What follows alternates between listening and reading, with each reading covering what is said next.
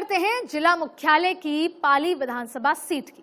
जिस तरह कांग्रेस पिछले 4 दशक से सीट जीतने के लिए जूझ रही है, ठीक वैसे ही पाली शहर हर साल पीने के पानी के लिए जूझ रहा है। हर साल गर्मियों में यहाँ मीठा पानी पीने के सपने टूट जाते हैं और फिर पानी की कमी के विरोध में मटके फूट जाते हैं। 1980 में माणक मेहता कांग्रेस के अंतिम विधायक थे, लेकिन उसके बाद 2 बार मंडल कमंडल की आंधी में बीजेपी जीत गई। 1993 में निर्दलीय भीम राज भाटी को ऐसे चुनावी चस्का लगा कि 1998 के बाद भी भाटी बीजेपी की चुनावी वटी बन गए। 1998 में जीत के बाद से मुफ्त दवाइयों के बूते कांग्रेस का सियासी इलाज करने वाले ज्ञानचंद पारख का तोड़ कांग्रेस को मिल नहीं पा रहा और इस बार पारख के समर्थक उनके मंत्रिमंडल पहुंचने की भी उम्मीद लगाते रहे, तो कांग्रेस में केवल चंद गुलेछा, महावीर सिंह सुखलाई, संगीता बेनीवाल, नीलम बिरला और सुनीता कंवर के नाम की चर्चाएं चल रही हैं। संगीता बेनीवाल के पाली के लगातार बढ़ते दौरे कई तरह के संकेत दे रहे हैं। सोजत विधानसभा की बात करें तो यहां पहली बार विधायक बनी शोभा चौहान पहली पारी में विपक्ष में बैठी, लेकिन काम और नाम दोनों मामलों में वहां तक नहीं पहुंच पाई जहां के दावे उनके प्रशासनिक अधिकारी पति ने किए थे। 2 बार विधायक रह चुकी संजना अंगारी और 1 बार विधायक रह चुकी पूर्व मंत्री लक्ष्मी नारायण दवे की ये मुकाबला शोभा चौहान की परफॉर्मेंस को कमतर आका जा रहा है। उधर मुख्य सचिव पद से रिटायर्ड हुए निरंजन आर्य को सीएम की नजदीकियों के चलते कांग्रेस का कैंडिडेट तय माना जा रहा है। उन्हीं मुख्यमंत्री के सलाहकार बनाए जाने के बाद राज्य मंत्री का दर्जा भी मिला और सक्रियता भी देखने को मिली, लेकिन लगातार 4 बार से जीत रही भाजपा अपने गढ़ को यूं ही ढहाने नहीं दे सकती। जैतारण विधानसभा की बात करें तो पाली की तरह इस सीट को हासिल करने के लिए भी कांग्रेस पिछले 38 सालों से इंतजार कर रही है। 1985 में यहां से जीतने वाले कर्नल प्रताप सिंह आखिरी कांग्रेस विधायक थे। उसके बाद ओबीसी वोटों से इस तरह एकजुट हुए ओबीसी वोट कि दूसरे किसी के लिए सीट निकालना नामुमकिन हो गया।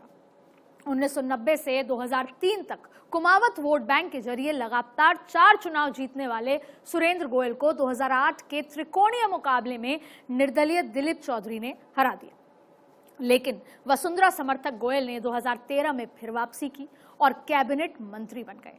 2018 में ओम माथुर के आशीर्वाद से गोयल के पीए रहे अविनाश गहलोत बाजी मार गए, लेकिन इस बार इस सीट पर नए जिले की छाया पड़ने वाली है। जैतारण को ब्यावर जिले में शामिल करने की संभावनाओं को बीजेपी समर्थक क्षेत्र के सांस्कृतिक हत्या बताकर सहानुभूति के वोट बटोरने की तैयारी कर रहे हैं। कहीं कांग्रेस दमदार ओबीसी कैंडिडेट की तलाश में है। जैतारण चारों ओर उन विधानसभाओं में घिरा हुआ है, तो रिजर्व कैंडिडेट की सीट बन चुकी है ये जगह, और रिजर्व कैंडिडेट की इन्हीं सीटों पर सबसे बड़ा वोट बैंक समझने वाले जाटों ने बड़ी तादाद में पिछले कुछ सालों में जैतारण की वोटर लिस्ट में नाम जुड़वाना शुरू कर दिया है। मेड़ता, डेगाना, बिलाड़ा और सोजत की वोटर लिस्ट से नाम कटवाकर जिस तरह जैतारण में जुड़े हैं, वो बड़े उलटफेर का कारण भी नजर आ रहा है। मारवाड़ जंक्शन विधानसभा सीट की बात करें तो यहां कांग्रेस से बगावत कर निर्दलीय लड़ने वाले खुशबीर सिंह को सीरवी वोटरों से तगड़ी चुनौती मिली थी, जिसके बाद जीत का आंकड़ा सिर्फ 251 वोटों तक सिमट गया था। रिकाउंटिंग की तनाव ने खुशबीर सिंह की सेहत बिगाड़ दी थी, लेकिन जीतने के बाद सचिन पायलट ग्रुप के खुशबीर सिंह जोरावर सबसे ज्यादा बजट हासिल करने वाले विधायक बन गए।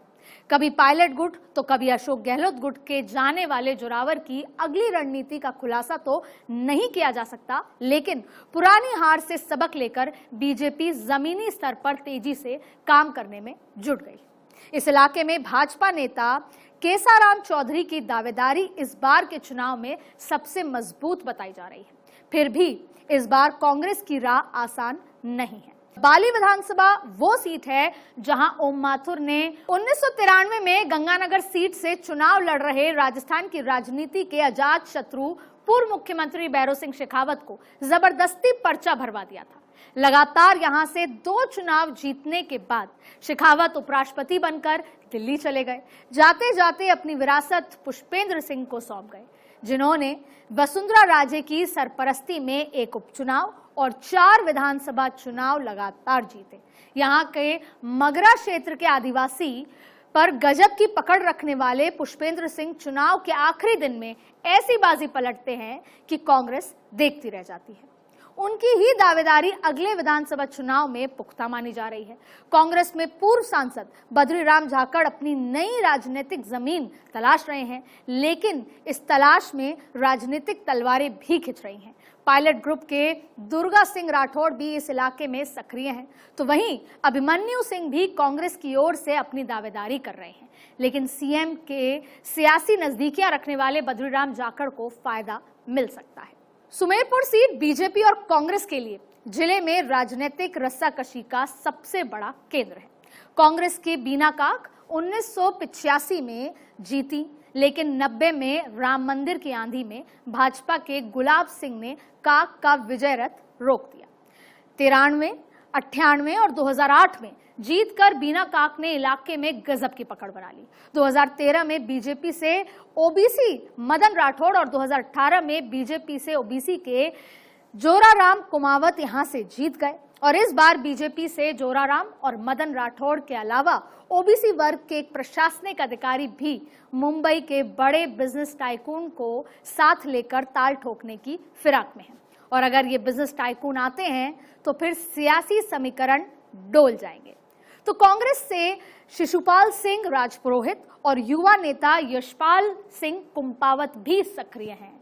राजपुरोहित राजपूत, घाची और प्रजापत वोटों की बाहुल्यता वाली इस सीट पर मुकाबला मजेदार होगा।